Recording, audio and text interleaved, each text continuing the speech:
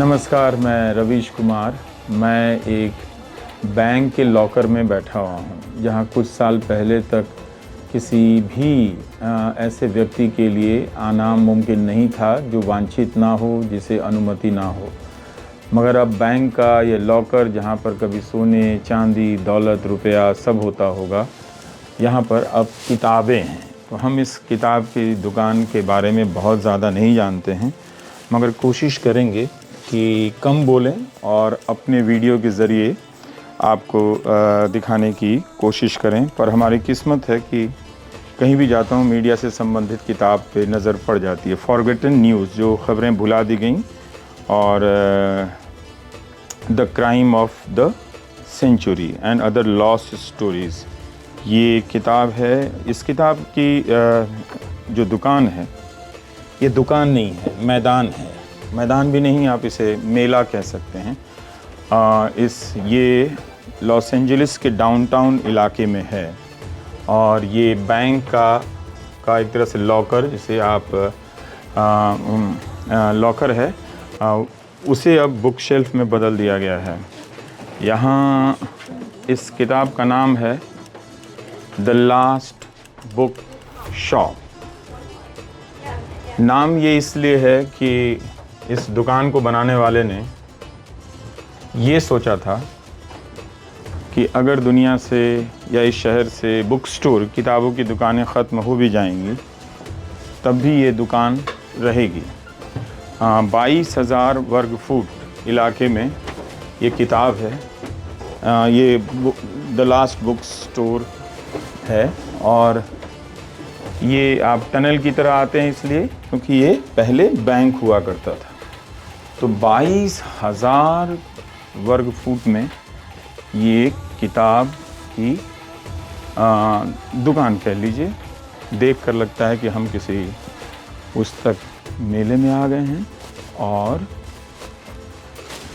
यहाँ पर नई किताबें भी हैं, पुरानी किताबें भी हैं। इतनी ज़्यादा किताबें हैं यहाँ कि किस हिस्से को उठाऊं, किस हिस्से को छोड़ दूं, बहुत मुश्किल हो रहा है। पढ़ने की भी जगह है, पर आप थोड़ा महसूस कीजिए कि एक ऐसे बिजनेसमैन ने, जिसने अपनी ज़िंदगी में हर चीज़ कोशिश की, कई तरह की चीज़ें बेची हों, और बाद में जाकर वो किताब की दुकान खोलता है, और फिर किताबों को बचाने की कोशिश करता है कि एक ऐसी जगह हो जहां लोग किताब ख़रीदने से ज़्यादा किताबों का जो मेला है वो देखने आए। पुस्तक मेला तो कुछ समय के लिए लगता है, कुछ हफ्ते, कुछ दिन के लिए लगता है, मगर द लास्ट बुक स्टोर में आकर यही लगा कि यहाँ पर नई किताबें तो हैं, पुरानी किताबें भी हैं। इसका एक परमानेंट मेला है जहाँ आप ख़रीदने से ज़्यादा घूमने फिरने, किताबों के बीच रहने के लिए आ सकते हैं। बैठने की भी बहुत सुविधाएं हैं यहाँ पर। बैठकर पढ़िए, कोई फ़र्क नहीं पड़ता है, लेकिन आप चलते हुए आप देखिए। मुझे मालूम नहीं कि मेरी नज़र किस किताब पे पड़ जाएगी, पर ये मैंने जानबूझ के किताब नहीं उठाई। ये बस मीडिया के बाद हिंडनबर्ग, जो हिंडनबर्ग की हिस्ट्री है, ये नाम कैसे आया। अगर आप हमारा रवीश कुमार ऑफिशियल देखते होंगे तो उसमें हमने आपको इसका इतिहास बताया था कि एक तरह से ये first powered flight of history है, 1852, और यहाँ से ये हिंडनबर्ग आता है। इसे वो साहब भले पसंद ना करें, लेकिन हिंडनबर्ग का इतिहास है, और उस इतिहास पर इतनी मोटी किताब है। अगर आप हिंडनबर्ग के बारे में जानना चाहेंगे तो बहुत सारी तस्वीरें यहाँ पर खुल जाती हैं। तो ये भी हमें अचानक से दिख गई हिंडनबर्ग। मुझे ही क्यों दिख गई? शायद परमात्मा ने मुझे ये कहा था कि तुम लॉस एंजलिस जाओ और स्टार का चक्कर छोड़ो। परमात्मा टोल्ड मी इन इंग्लिश, वो मुझसे इंग्लिश में बात करते हैं। तो उन्होंने कहा कि वहाँ लास्ट बुक स्टोर में जाओ, और हिंडनबर्ग पे जो किताब है वो किताब वहाँ तुम्हें मिलेगी शेल्फ पे, और एक ही किताब नहीं मिलेगी हिंडनबर्ग पे। परमात्मा जी ने कहा कि वत्स रवीश, मैंने वहाँ 2 किताबें रखी थी, तुमने सिर्फ एक ही बताई। मैंने तुरंत कान पकड़कर माफ़ी मांगी और हिंडनबर्ग की दूसरी किताब मैं आपको यहाँ से लौट कर दिखा रहा हूँ। तो इसलिए द लास्ट बुक स्टोर में अगर आप आएंगे तो कौन सी किताब आपके वर्तमान का कौन सा प्रसंग लेकर खड़ी हो जाएगी मालूम नहीं, मुझे भी नहीं पता है मैं कहाँ जाने वाला हूँ, क्या छूने वाला हूँ। अब आप ये देखिए, आउटसाइडर्स इन ए प्रॉमिस्ड लैंड, ये किताब है। ये भी पुरानी किताब है मालूम पड़ती है। ये जो बाहरी होने का ड्रामा चलता है, बहुत तरह की जो राजनीति है, जो खासकर धर्म से जुड़ी होती है, धार्मिक स्थलों से जुड़ी होती है, वो आप देख सकते हैं कि, और हमें यहाँ पर लेकर आने वाले में से हैं नुपुर और निशांत। वो यहीं कहीं खो गए हैं पर दिख जाएंगे कैमरे में कभी आपको इस किताब की दुकान में। लेकिन आप ये ना समझे कि मैं हिंडनबर्ग की ही किताब खोज रहा हूँ। मैं ये भारत पर भी है, Indian Christ, Indian king, o Maya myth and ritual for by Victoria. ये माया सिविलाइजेशन, माया सभ्यता से जुड़ी हुई किताब है, स्पेन की किताब है। पूरी दुनिया है, 2.5 लाख किताबें नहीं हैं यहाँ पे। और मैं आपको विचित्र विचित्र चीज़ें दिखाना चाहता हूँ कि यहाँ पे और क्या क्या है। ये आप विश्वास करेंगे, स्टार्टअप नेशन, नहीं, मुल्कों को स्टार्टअप नेशन कहना ठीक नहीं, चंगेज़ खान। तो आइए मैं अब आपको इस तरफ ले आना चाहता हूँ।